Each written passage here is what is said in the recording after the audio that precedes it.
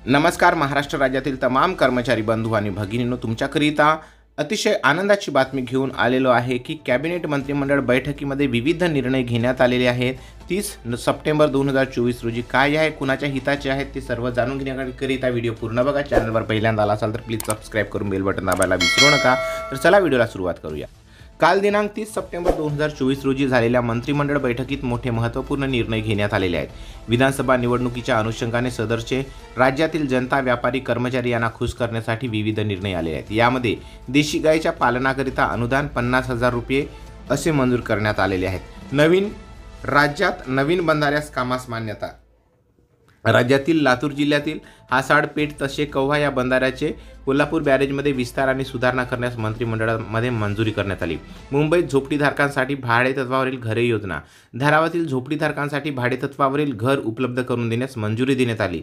यानुसार credit link subsidy राज्य अंतर्गत कोणत्याही प्रकारचे दायित्व येणार नसल्याचे नमूद करण्यात आले। शेतकऱ्यांना लाभ। राज्यातील अनुसूचित जाती तसेच नवबौद्ध शेतकऱ्यांकरिता कृषी स्वावलंबन योजनेच्या अंतर्गत आर्थिक निकष वाढवण्यास मंजुरी देण्यात येत आहे। यानुसार नवीन विहीर 4 लाख रुपये तर जुन्या विहिरीचे दुरुस्त कामाकरिता 1 लाख रुपये अनुदान, तर सोलार पंप, तुषार सिंचन, ठिबक सिंचन तसे प्लास्टिक अस्तरीकरण, PVC पाईप, HDC करिता 90% अनुदान अथवा 50,000 रुपये जे कमी असेल ते अनुदान देण्यास मंजुरी देण्यात येत आहे।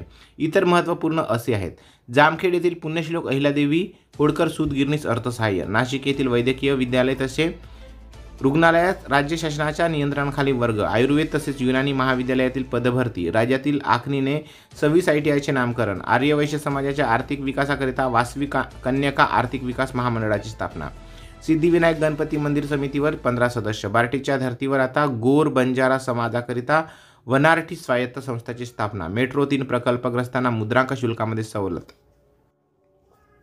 तसेच पंचगंगा नदी प्रदूषण रोखण्याकरिता सांडपाणी प्रकल्प शासन हमी शुल्क दर कमी करण्यासाठी निर्णय। सैनिकी शाळांकरिता राज्यात आता सुधारित धोरण। चंद्रपूर जिल्ह्यातील वरोरा येथे भाजीपाला संशोधन केंद्र। महसुली वाढीकरिता मुद्रांक अधिनियमात सुधारणा। नागपूर येथील मिहान प्रकल्पास निधी मंजुरी। ठाणे वर्तुळाकार मेट्रो रेल्वे प्रकल्प कामास 12,220 कोटी रुपये मंजूर। ठाणे ते बोरिवली भुयारी मार्गाकरिता 18,800 रुपये मंजूर।